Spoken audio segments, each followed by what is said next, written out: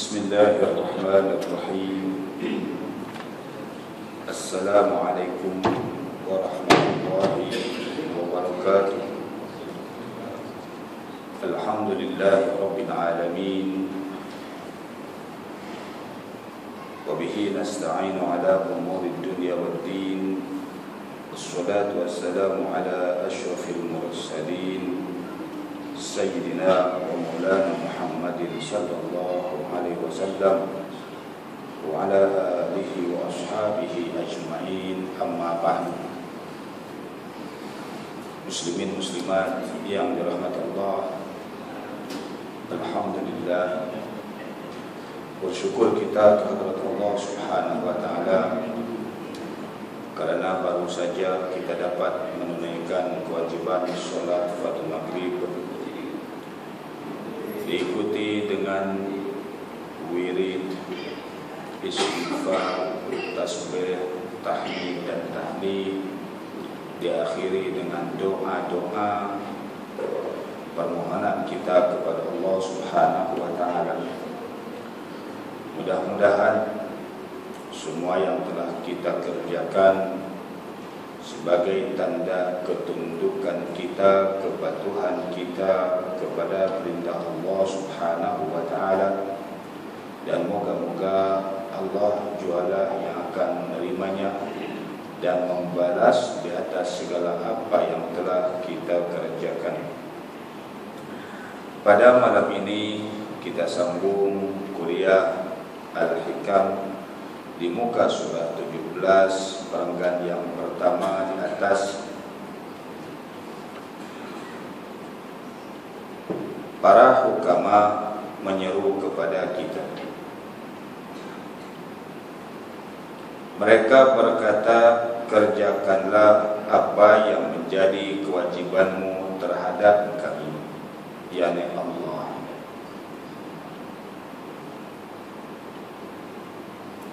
Allah kata, kerjakan apa yang menjadi kewajiban kamu terhadap kami. Apa kewajiban kita terhadap Allah? Yaitu mengerjakan titah perintah Allah dan menjauhi apa yang dilarang oleh Allah atau yang disebut takwa.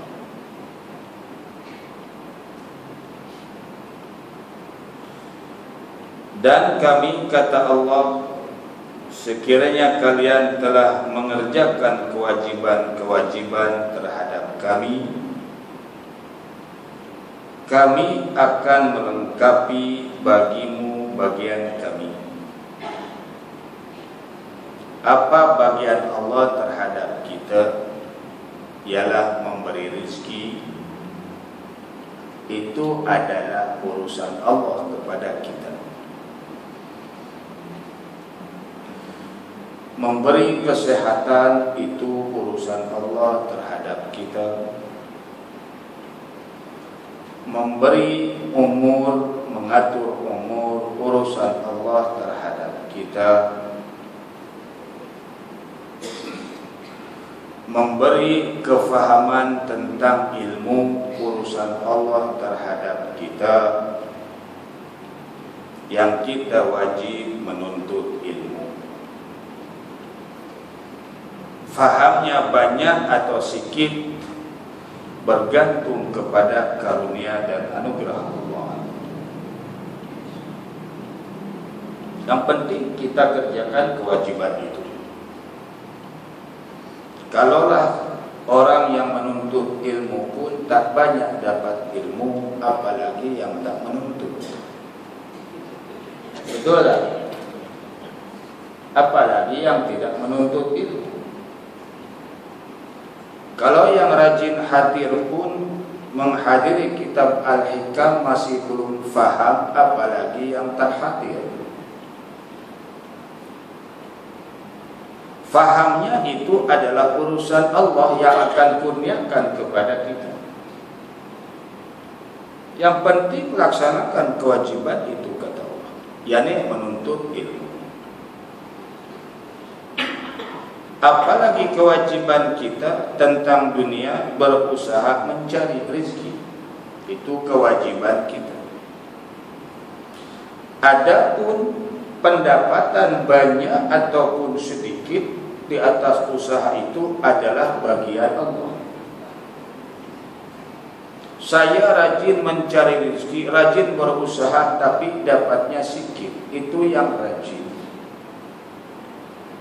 Bagi yang tak rajin, takkan dapat. Itu jawabannya. Alangkah yang rajin pun dapatnya sedikit, apalagi tak dicari. Maka hukum mencari itu wajib. Adapun urusan banyak atau sedikit rezeki itu Allah yang mengatur. Salat, kewajiban kita melaksanakan salat, mempelajari ilmu-ilmu yang berhubungan dengan ibadah salat. Adapun diterima atau tidaknya solat itu setelah kita mengerjakannya beserta ilmunya, itu adalah urusan Allah. Berapa banyak Allah nak beri pahala, urusan Allah. Kalaulah kita orang yang solat pun disebabkan banyak kesalahan dalam solat, sehingga solat itu tidak diterima oleh Allah walaupun solat, apalagi yang tak solat. Bagi orang yang solat masih ada lagi nilai, walaupun kurang betul, tapi Allah masih menilai rajin dia datang, rajin dia buat, tapi masih belum betul, tapi tak betulnya masih belajar. Dimaaf salahnya itu, dimaaf pada Allah. Mungkin belum sampai ke situ ilmunya. Tapi bagi orang yang tak pernah belajar lalu sholat, akhirnya tak tahu tentang sholat, cuman bayangan saja, cuman bayang, agak-agak macam ni, wudunya tak betul, kemudian praktek sholat tak betul sebab tak ada ilmu, itu langsung tak dapat apa-apa.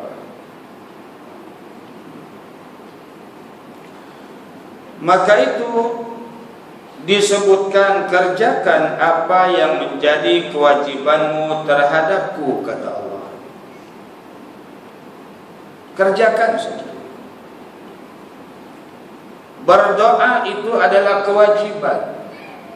Memohon kepada yang memberi. Mendoa itu wajib Tuhan. Jangan dianggap doa itu doalah. Tak. Dia Allah memerintah kepada kita berdoa, ud'uni astajib lakum. Berdoalah kamu kepadaku. Maka ulama mengatakan hukum berdoa itu wajib, bukan untuk suka-suka. Bukankah di waktu sholat pun ada doa, ihdinas siratal mustaqim? Doakan, permintaan, permohonan. Tunjukkan ya Allah, aku ke jalan yang lurus dan benar, yakni jalan agama Islam.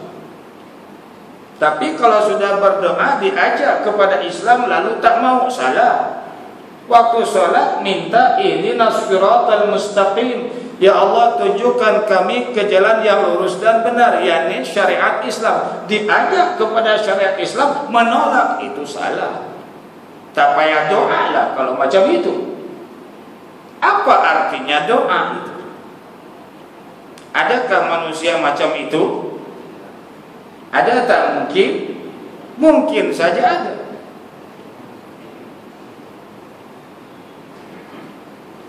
Nampak tak? Jangan Tuhan.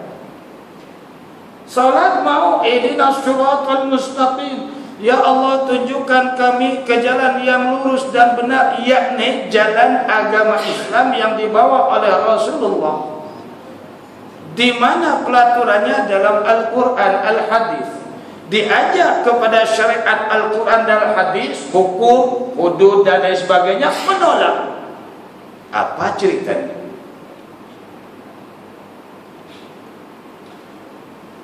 Siratal ladzina an'amta 'alaihim. Jalan itu ialah jalannya orang-orang yang Engkau telah beri nikmat kepada mereka. Siapa? Minal anbiya'i wal mursalin wal ulama'i was salihin. Jalannya para nabi, jalannya para rasul yang telah dibimbing oleh Allah, jalannya para alim, jalannya orang-orang yang soleh dan benar mengikut syariat Allah. Itu yang kita mohon jalan itu. Tak mau menyimpang. Nyimpang saja jalan iblis, menyimpang saja daripada jalan Allah, jalan iblis atau syaitan. Sedangkan syaitan, kata Allah, jadikan oleh kamu musuh, dan memang musuh kamu. Sehingga Allah memberi peringatan dalam surah Yasin, ya bani Adam alla ta'budu syaitan innahu lakum aduwwum mubin. Ya bani Adam, wahai anak Adam, kata Allah, alla ta'budu syaitan, janganlah kamu tunduk patuh kepada ajakan syaitan. Innahu, sesungguhnya dia, yakni syaitan itu, lakum, bagi kamu semua yang beriman, aduun, adalah musuh, mubinun, yang nyata. Waktu sholat, ihdinas siratal mustaqim, lepas sholat ikut jalan syaitan, jalan yang menyimpang pada kebenaran Allah. Lakukan sholat disertai dengan ilmunya yang benar, baik ilmu fiqahnya ketika sholat yang mengatur bab sahnya sholat, batalnya sholat, fasidnya atau rusaknya sholat, disertai ilmu ma'rifatnya. Artinya dengan siapa kita berbicara, siapa yang kita sembah. Kalau berbicara dengan Allah, berhadapan dengan Allah, pakailah baju yang wajar-wajar. Pakailah baju yang wajar-wajar. Ini sholat ceritanya, pakai kain, cuma tutup pusat, dada tadi tutup. Ini sholat di rumah mungkin ada macam itu tak? Jangan buat lagi lepas ini. Betul tak? Jangan buat lagi lepas ini. Bukan setakat ilmu fiqh yang betul, wudunya, bacaannya, praktek sholatnya, bukan. Karena ada ma'rifat. Arti ma'rifat, kenal Allah. Siapa yang kita sembah? Zat yang maha agung. Ketika kita takbir berkata Allahu Akbar, Allah yang maha besar, lalu kita menghadap Zat yang maha besar itu tak pakai baju. Agak-agak wajarkah tidak? Wajarkah tidak? Tidak. Tapi mungkin ada tak orang macam itu? Hanya setakai pakai singlet. Mungkin ada tak? Bagus sikit pakai t-shirt. Ada tak? Ada gambar lagi. Padahal Allah memberitahu di dalam Al-Quran, khudhu zinatakum 'inda kulli masjidin. Khudhu, ambillah, pakailah zinatakum, perhiasanmu, pakaian. Kalau boleh yang paling bagus, kalau tidak yang wajar-wajar saja. 'Inda kulli masjidin, setiap kali kamu menghadap Allah. Setiap kamu masuk masjid, maksudnya menghadap Allah. Orang yang pergi ke masjid kan menghadap Allah, sholat. Ini sholat. Sholat selekeh. Daripada rumah pakai kain, pakai t-shirt. Yang menggelebeh-lebeh t-shirt itu. Ke pasar pun tak berani pakai. Betulkah begitu cara menyembah Allah? Itu tak betul. Sah salat itu menurut hukum fiqh sah. Tapi menurut ahlul ma'rifat dalam bab ma'rifat mengenali Allah, berdepan dengan Allah, itu tak betul. Maka itu kena tahu. Baik, kerjakan apa yang menjadi kewajibanmu terhadapku, kata Allah. Biarlah aku yang melengkapkan bagimu bagianku. Apa bagianku? Yang bagian Allah. Memberinya rizki di atas usaha itu, memberi pahala di atas ibadah itu, memberi sehat di atas ikhtiar kita. Dah banyak kali ikhtiar, jumpa dokter, jumpa macam-macam. Itu hak Allah nak memberi kesehatan. Doktor tak menjamin tak dapat memberi kesehatan. Tabibun yudawin nasa wa huwa maridun. Doktor pun yang senantiasa merawat manusia, dia pun ada sakit jantung lah. Doktor pakar sakit jantung. Mungkin ada tak? Macam tu. Dia sendiri pun tidak boleh menjaga dirinya. Itu hanya Allah. Tapi kerjakanlah ikhtiar, berubat dan lain sebagainya. Yang memberi kesembuhan adalah Allah. Wa idza maridtu fahuwa yashfin. Qul huwa lil ladzina amanu hudaw wa shifaa. Wa idza maridtu, dan apabila aku sakit, fahuwa yashfin, maka dialah Allah yang menyembuhkan sakitku. Wa idza maridtu fahuwa yashfin. Di dalam Al-Quran juga disebutkan dalam ayat Asy-Syifa, wa yashfi sudura qaumin mu'minin wa yudhib ghaidha qulubihim. Ya ayyuhan nasu qad ja'atkum mau'izatun mir rabbikum wa shifaa'un lima fis sudur wa hudaw wa rahmatul lil mu'minin. Yakhruju min butuniha syarabun mukhtalifun alwanuhu fihi shifaa'un lin nas. وَنُنَزِّلُ مِنَ الْقُرْآنِ مَا هُوَ شِفَاءٌ وَرَحْمَةٌ لِلْمُؤْمِنِينَ الَّذِي خَلَقَنِي فَهُوَ يَهْدِينِ هُوَ الَّذِي يُطْعِمُنِي وَيَسْقِينِ وَإِذَا مَرِضْتُ فَهُوَ يَشْفِينِ. الَّذِي خَلَقَنِي, dialah Allah yang mencipta aku. وَيَسْقِينِ, dia Allah yang memberi minum kepadaku. Wa idza maridtu, dan apabila aku sakit, fa huwa yashfin, maka dialah yang menyembuhkannya, yakni Allah. Doktor boleh menyembuhkan tak? Boleh tak? Tak boleh. Allah yang menyembuhkan itu. Kerjakan aja kita perintah Allah. Biarlah Allah memberi ke kita, itu bagian dia. Bagian Allah. Maka itu pada pengajian sebelum ini, ya, Imam Athaillah berkata, kerajinanmu untuk mencapai apa-apa yang telah dijamin oleh Allah, yang pasti akan sampai kepadamu, di samping kelalaianmu terhadap kewajiban-kewajiban yang diamanatkan, ditugaskan kepadamu, membuktikan butanya mata hatimu tentang rezeki yang dijamin oleh Allah, rajin berusaha. Tapi tentang akhirat yang Allah tak jamin, syurga itu hanya Allah berikan kepada seseorang atas amalnya. Allah tak jamin siapa yang mati masuk syurga, tak jamin. Tapi yang hidup Allah jamin. Siapa yang hidup pasti diberi rezeki oleh Allah, itu ada jaminannya.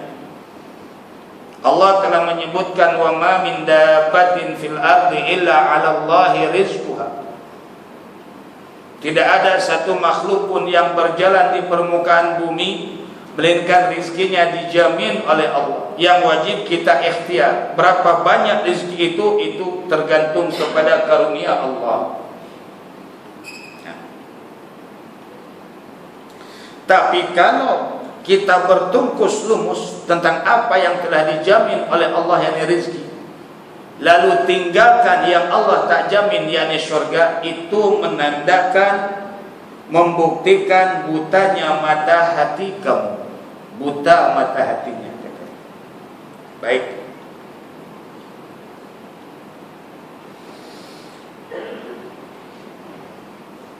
Di sini ada dua. Satu yang dijamin oleh Allah, maka jangan menuduh atau suudzon, buruk sangka terhadap Allah. Rizki dah dijamin oleh Allah, tapi saya tak dapat banyak. Allah tak kasihan ke saya, anaknya 12. Anaknya 12, perlukannya satu hari 20, tapi dapatnya hari-hari 15. Jangan buruk sangka kepada Allah. Allah tak tahu keperluan saya. Allah sudah lebih dulu menyebut di dalam makhluk bab rizki. Allah telah menyebut adanya fakir, adanya miskin. Allah telah menyebut adanya orang fakir, adanya orang miskin. Dan disebutkan. Maknanya ketika itu kena menerima hakikat. Berarti hidup kita ditakdirkan oleh Allah dalam kedudukan orang yang kekurangan. Oh, inilah bagianku darimu ya Allah. Kalau merasa ianya kurang, apa tindakan kita? Laksanakan titah perintah Allah. Berdoalah kepada Allah, moga-moga Allah mengubahnya. Sebab hak mengubah pemberian banyak atau sedikitnya itu adalah hak Allah. Ramai orang yang dulunya susah, tapi kemudian orang senang. Ada tak? Dulu susah, mungkin kita pun sama mak bapak kita susah di kampung, tapi sampai kita senang. Mungkin tak? Mungkin berlaku tak? Mungkin saja berlaku. Sebab kemiskinan, kesusahan bukan keturunan, bukan keturunan. Kalau orang Melayu ni kemiskinannya adalah kesusahan keturunan, semua pada miskin. Sebab yang kaya semuanya orang yang niaga. Alhamdulillah, bukannya kita menjadi orang miskin. Kalau sekadar untuk makan, minum, tempat tinggal asasi, cukup tak? Cuman kalau nak mewah-mewahan, tak ada. Apabila hak ataupun keperluan asasi itu ada, mencukupi, taklah kategori fakir dan juga miskin. Nah, itu. Baik. Yang kedua yang dituntut oleh Allah, yakni kewajiban-kewajiban kita, melaksanakan kewajiban terhadap Allah. Tentang kewajiban, maka janganlah engkau abaikan. Allah pernah menurunkan wahyunya kepada nabi-nabi yang terdahulu. Kata Allah, abdi a'tini fima amartuka wa la tu'allimni bima yuslihuka. Ya abdi, wahai hamba-hambaku, kalian itu adalah hamba kepadaku. Aku adalah malikal mulki, king of the king, kata Allah. Aku adalah raja kepada sekalian raja. Aku yang menciptakan kalian, aku yang menghidupkan kalian, aku yang menghamparkan bumi untuk kalian, aku yang menurunkan air untuk kalian, aku yang mengeluarkan air pada bumi untuk kalian. Aku adalah raja, kata Allah. Kalian adalah hamba kepadaku. Hamba sebenarnya kita ni kepada Allah. Allah sebut, ya abdi, wahai hamba-hambaku, yang kalian ini tak ada kemampuan, tak ada kuasa sedikit pun, tak ada. La yadurru wa la yanfa'u, kalian tak boleh memberi madarat, tak boleh memberi manfaat. Tak, melainkan semuanya dengan izin Allah. Ya abdi ati'ni, wahai hambaku, taatlah kalian kepadaku, laksanakan segala titah perintahku. Fima amartuka, tentang apa yang aku perintahkan pada kalian. Kata Allah, wahai hambaku, laksanakan apa yang aku perintah. Itu aja tugasmu. Tugas hamba itu kan begitu. Apa yang disuruh oleh bos, tugasnya hamba itu yes bos. Betul tak? Patutnya macam itu. Kalau dunia aja si hamba ini lawan majikan, kena buang tak? Kena buang tak? Kan baru ni lawan bos, kena buang.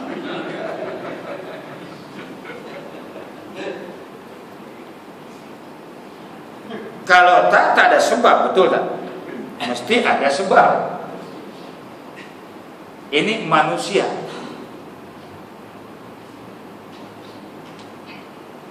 Ya abdi, wahai hambaku, ati'ni, taatilah, lakukanlah, fima amartuka, tentang apa yang aku perintah. Itu tugas kalian, kata Allah. Wala tu'allimni, dan janganlah kalian mengajar kepadaku, bima yuslihuka, apa yang menjadi hajat keperluanmu. Tak payah diajarlah. Hajat keperluanmu aku tahu. Dah ditulis pun umurmu sekian, rizkimu sekian, jodohmu sekian, dah ditulis dah, kata Allah. Yang disebut takdir, ketentuan Allah, dah ada dah. Sebelum kita lahir lagi Allah dah tentukan dah. Di zaman azali, di zaman azali, di zaman sebelum kita lahir dulu, dah ditentukan oleh Allah. Rizkinya, umurnya, jodohnya, matinya, di mana nak mati, umur berapa tahun, dah ditentukan. Bukan kita yang menentukan, bukan. Maka itu Allah memberitahu di dalam Al-Quranul Karim, likulli ummatin ajalun, fa idza jaa ajaluha la yastakhiruna sa'atan wa la yastaqdimun. Likulli ummatin, tiap-tiap umat, yakni makhluk ciptaan Allah ini, ajalun, ada ajal, waktun muayyanun, waktu yang telah ditentukan oleh Allah, expired dia ada, tarikh luputnya dah ada, dah ditentukan oleh Allah. Tarikh luput ini macam yang dah tua-tua ni, tarikh luputnya dah dekat. Kalau yang muda Ustaz, ya kalau muda pun kalau tarikh luputnya dekat, dekat juga, betul tak? Tak semestinya yang tua saja. Kam min syabin yudrikuhul maut wasyuyuhu ba'dahu. Kam min syabin, kata Allah dalam hadisul qudsi, kam min syabin, ramai anak muda, yudrikuhul maut, yudrikhumul maut, datang kepadanya mati, wasyuyukhu ba'dahum, sedangkan orang-orang tua kemudian. Ada orang anaknya 3 orang dah mati, bapaknya masih hidup. Ada tak? Ada tak? Ada. Maka itu jangan takut walaupun dah tua. Itu. Ini obatnya, obat. Tadi dah, Ustaz. Aduh Ustaz, kenapa ke saya? Tak. Cuman adatnya biasanya kalau dah tua cepat mati. atau dah dekat mati itu ada. Sebab dah tak ada lagi melebihi tua, betul tak? Tak ada melebihi tua, tak ada. Mula-mula bayi, lepas bayi anak-anak, lepas anak-anak remaja, remaja dewasa, lepas dewasa tua, lepas tua tambah lagi satu bangka. Itu bangka. Lepas bangka ada lagi tak? Hah? Mati. Betul tak? Mati. Dah tak ada reda. Kalau ada disebut tua dah tak ada lagi bahan selepasnya. Tunggu apa? Tunggu apa? Bangka. Bangka tu sampai nyanyo. Sampai nyanyo, sampai dia tak ingat. Lepas bangka mati, dah tak ada lagi dah. Kalau sampai nyanyo 95 tahun, 100 tahun dah tak ada lagi, lepas itu tak ada dah. Betul tak? Ramai orang yang masih muda ada. Rehat dulu, adzan. Sambung lagi sikit. Wahai hambaku, kata Allah, taatilah semua perintahku. Jangan ditinggal-tinggalkan, jangan diabaikan. Karena kamu adalah hamba kepadaku.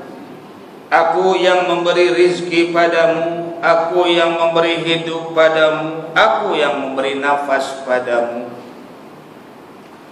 Aku yang memberi jodoh padamu, segala-galanya adalah dariku. Betul tak?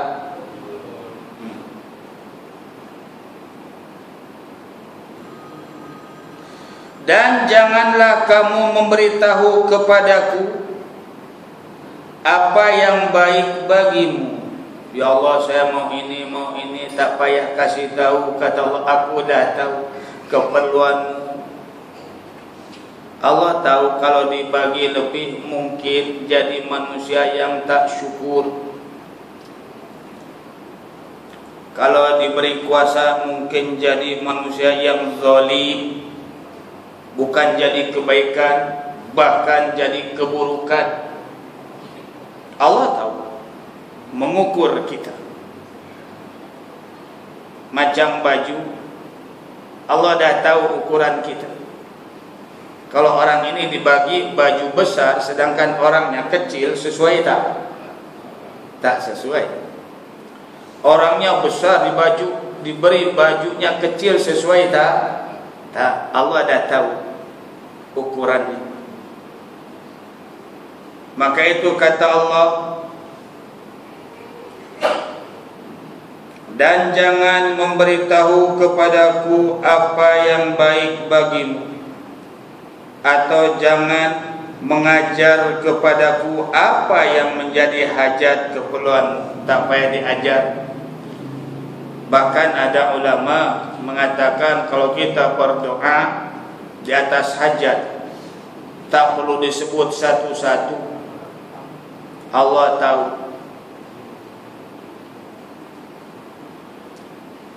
Di ijmal, tak perlu ditafsir, di ijmal, ya Allah, tunaikan hajat hatiku, cukuplah.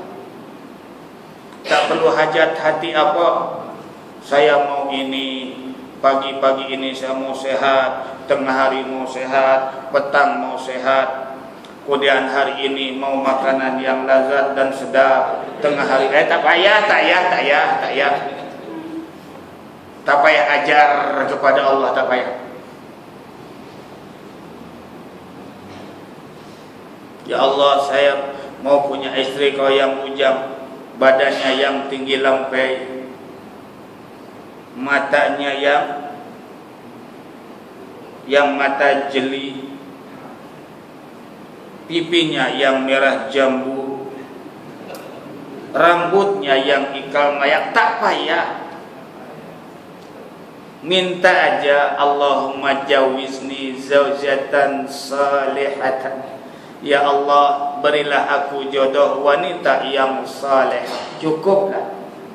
Yang soleha itu yang baik untuk kita maksudnya. Sama ada rupanya, agamanya, akhlaknya. Baik rupa, akhlaknya buruk, jadinya tak guna juga. Tak juga. Walaupun rupanya tak cantik, tapi akhlak dan agamanya bagus, itulah yang manfaat, kata Nabi. Itulah yang lebih baik. Coba lihat dalam bab untuk mencari jodoh, memilih jodoh. Tunkahul mar'atu li arba'i khisalin, kata Nabi. Wanita itu dikawin sebab 4. Cari yang 4. Pertama, cari yang cantik. Kedua, cari yang kaya. 3, cari yang keturunannya bagus. 4, cari yang agamanya pun bagus. Kalau tak ada keempat-empat ini, kata Nabi, fatfar bidzatiddin. Carilah wanita yang kuat berpegang kepada agama. Taribat yadaka, mujurlah kamu, beruntunglah kamu. Sebab di dalam hadis yang lain pun Rasulullah memberitahu, man nakaha li jimaliha aw li maliha harramallahu malaha wa jamalaha. Barang siapa orang yang kawin karena kecantikannya, terpikat itu, karena hartanya, terpikat itu, maka satu ketika Allah akan lenyapkan kecantikan dan hartanya. Ya, kalau dah tua sudah tidak cantik lagi kan. Tengok yang lain lagi cantik waktu itu. Betul tak? Betul tak Pak? Bu, dengarlah betul katanya. Oh, awak dulu aja yang anggap aku cantik, sekarang dah tak cantik. Jawabannya iya. Kan gitu. Maka itu sekarang ini bukan cinta, sayang. Bukan cinta tapi sayang. Entah betul entah tidak sayangnya. Sayangnya cuma sayang sementara, tapi tak sayang sampai akhirat. Kalau sayang sampai akhirat, dibawa istri itu naik motor ke masjid. Nah, betul tak? Nah, kena juga. Kalau mau jadi teman sampai akhirat bersama, ajak pengajian, biarlah ilmunya sama, amalnya pun sama. Seperti di dunia, duduknya sama, tidurnya sama, sampailah ke akhiratnya sama. Di bawah tak istri? Tak ada yang jawab. Bawa malu aja nak jawab.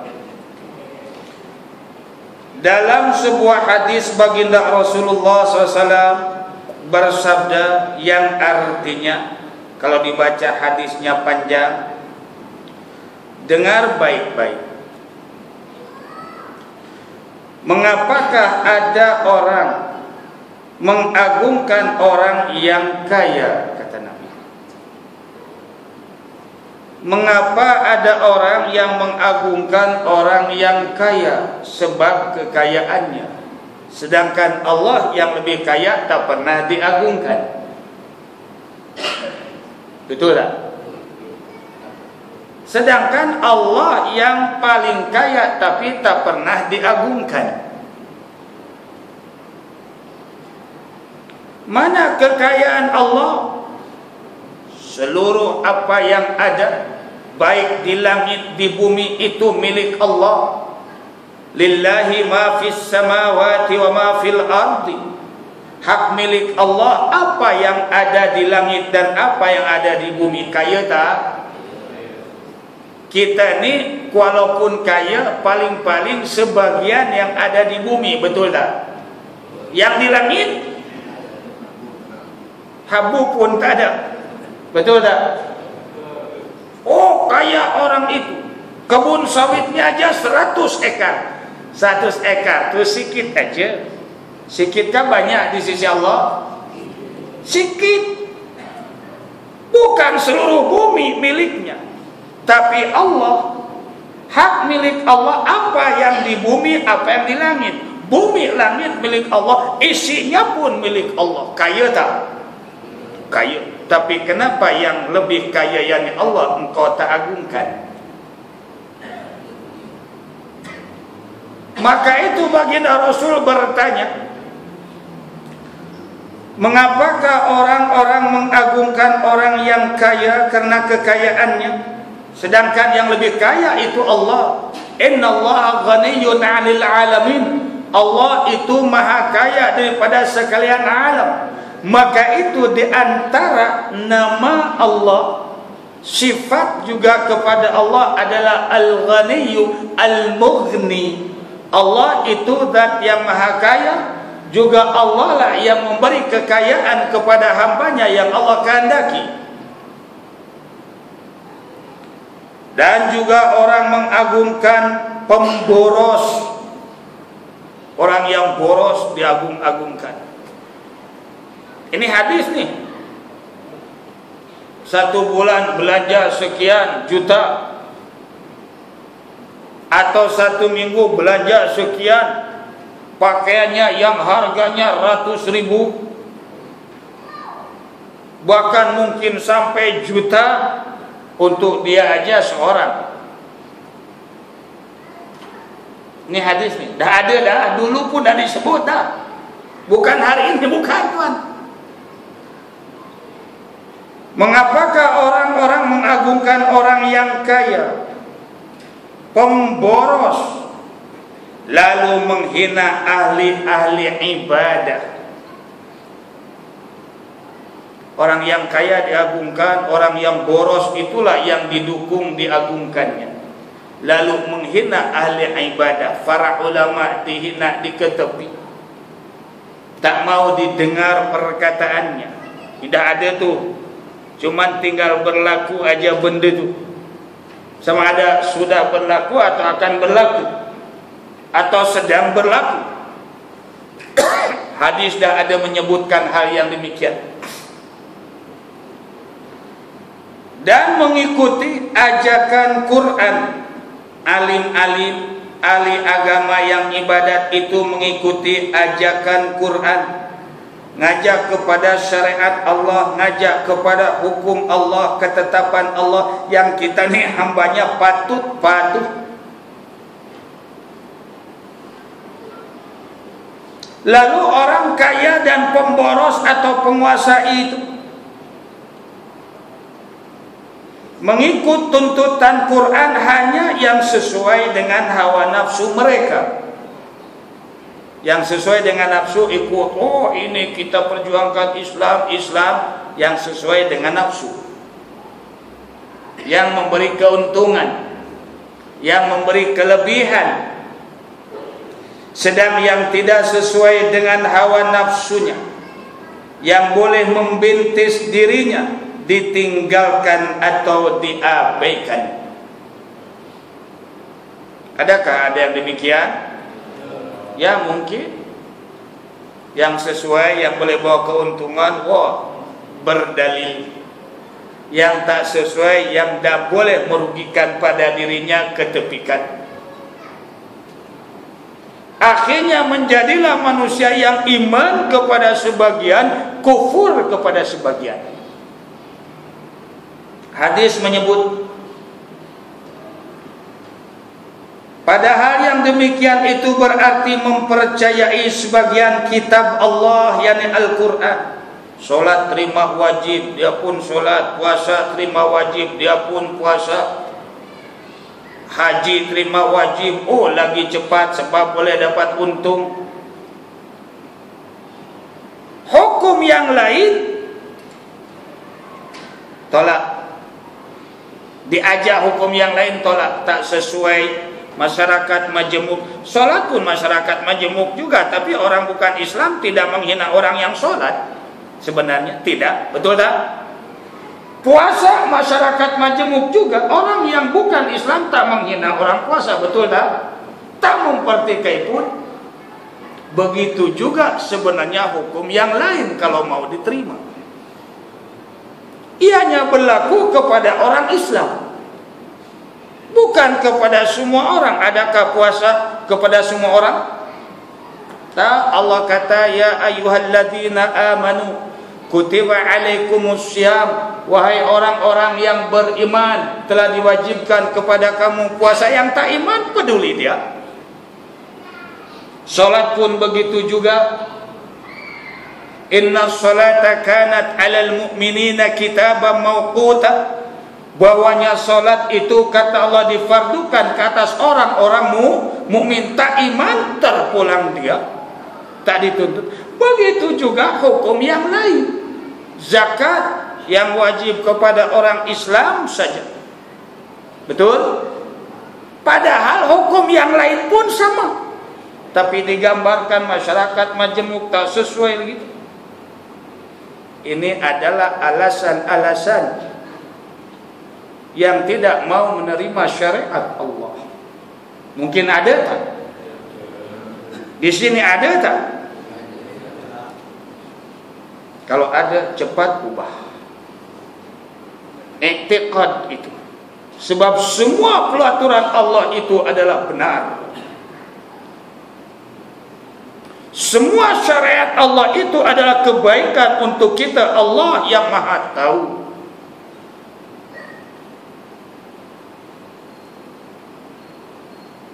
Dalam kitab ada ditulis, hadis menyebutkan, padahal yang demikian itu sedang yang dan mengikut tuntunan ulang balik Quran hanya yang sesuai dengan hawa nafsu mereka, sedang yang tidak sesuai dengan hawa nafsunya ditinggalkan, diabaikan. Padahal yang demikian itu berarti mempercayai sebagian kitab Allah dan mengabaikan atau kufur terhadap sebagian isi kitab Allah. Mereka berusaha untuk mencapai apa-apa yang dapat dicapai tanpa usaha, yaitu bagian yang pasti tiba dan ajal yang tertentu dan rezeki yang menjadi bahagiannya. Oh, yang itu memang berusaha, bertungkus lumus untuk cari rezeki, nambah duit dan lain sebagainya.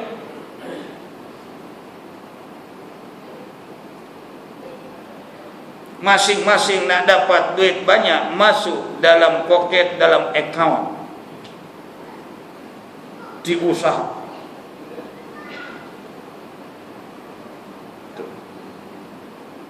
Tetapi tidak berusaha untuk mencapai apa yang tidak dapat dicapainya kecuali dengan usaha, yakni akhirat, yaitu pahala-pahala yang besar dan amal-amal ibadat dan perniagaan yang tidak akan rosak, yakni ibadah. Yang itu diabaikan. Yang dipentingkan untuk kenyang, untuk banyak duit, tak kira halal dan haram, tak difikirkan Allah ridha atau tak ridha, tak difikir sama ada menyakiti orang atau tidak. Itu yang diusahakan, padahal itu sudah ditentu oleh Allah. Tidak mencuri pun pasti ada rizkinya kalau dia mau berusaha. Kan ini mencuri ini usahanya, ya usahanya, tapi usaha yang tak baik, yang Allah tak ridho. Ini adalah orang yang mencuri ke merompak, dia usahanya bukan qadar untuk makan minum dalam qadar ridho, bukan. Dia untuk kemewah-mewahan. Yang jual dada itu dia untuk mewah-mewah, hidup mewah. Kalau setakat untuk makan minum tak perlu jual dadah, betul tak? Boleh dapat. Kalau setakat untuk makan minum, pakaian tak perlu jual dadah, boleh dapat tak? Boleh. Kenapa mereka begitu? Tamak. Nak banyak, nak lebih, nak cepat. Lalu mengabaikan alam, tempat yang tidak dijamin oleh Allah kecuali dengan usahanya. Apa maksudnya? Pahala. Istri tak kerja, suami yang kerja. Istri boleh ikut makan tak tentang dunia ini, boleh tak? Tolong jawab. Istri tak kerja jadi suri rumah. Suami yang kerja, istri boleh ikut makan tak? Boleh dapat makan tak? Anak boleh dapat makan tak? Istri tak mau sholat selepas diajar, dididik oleh suami. Aku tak nak. Suami rajin ibadah, suami dapat pahala? Istri dapat tak? Istri dapat tak pahala tu? Kenapa? Sebab ini atas usahanya. Kenapa yang itu kata hadis yang tak dijamin oleh Allah kamu tak usahakan? Yani maksudnya istri apabila suami dengan rajin ibadah dan tidak akan dibagi pahala kepada istri, maksudnya kenapa istri tak mau ibadah? Tentang dunia, okey lah tu betul. Sebab itu jaminan daripada Allah akan dapat. Tapi untuk akhirat, istri takkan dapat pahala pada suami, suami takkan dapat pahala daripada ibadah istri. Suami tak kerja sebab ada uzur yang menyebabkan tak kerja. Istri kerja, suami masih boleh makan tak?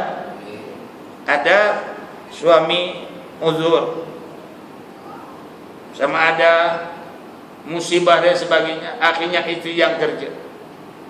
Suami masih boleh ikut makan tak?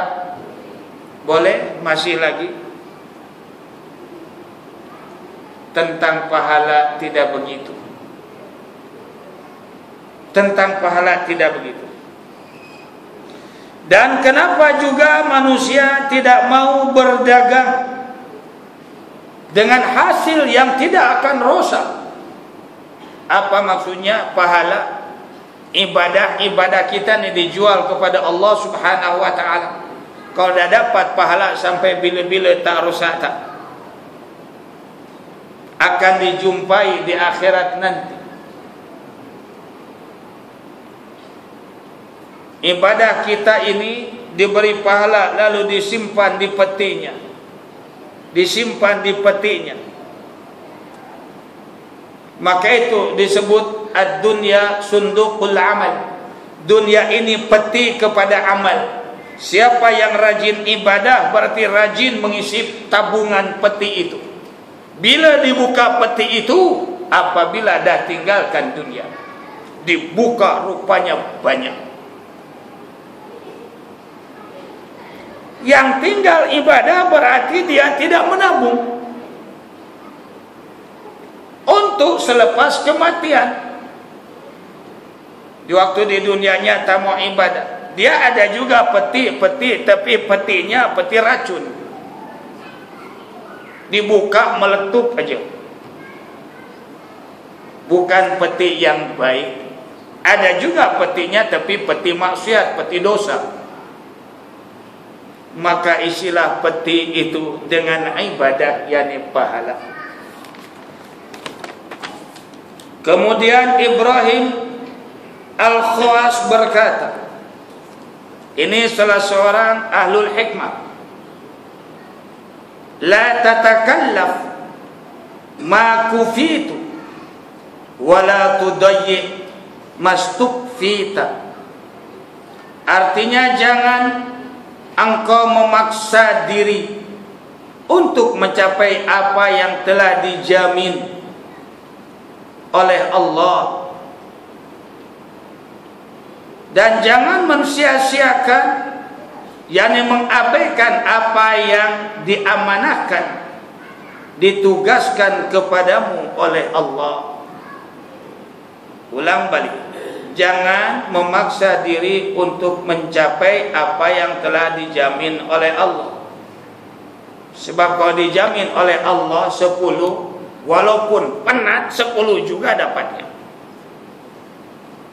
Ada orang contoh begini, sebab hendak dapat lebih duit, dia buat labur sana labur sini, tapi pelaburan itu yang tak betul, akhirnya katup.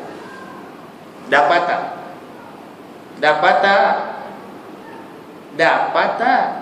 untung. Ada termasuk kita, mungkin kita nak tambah duit nih, buka syarikat kecil-kecilan enterprise, nak niaga, dah beli itu, beli ini, beli itu, beli ini, akhirnya tak untung, katup juga. Ada tak? Orang dah pencin kono nak dapat duit pencin, kita buat syarikat, belanja gitu buat pejabat puluhan ribu dan sebagainya. Lepas itu tak jalan perniagaan itu. Mungkin ada tak? Kenapa begitu?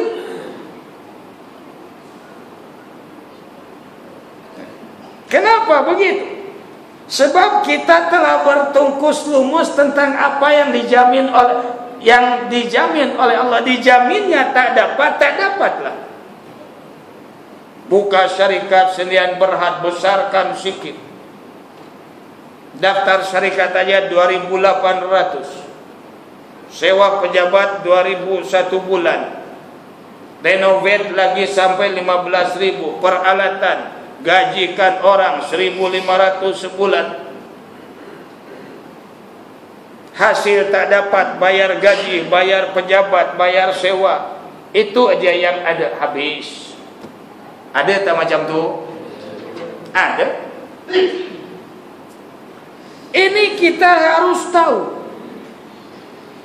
Oleh sebab itu, maka siapa yang berusaha untuk mencapai apa yang sudah dijamin dan mengabaikan apa yang ditugaskan kepadanya, ditinggalkan, maka berarti buta mata hatinya karena sangat bodohnya.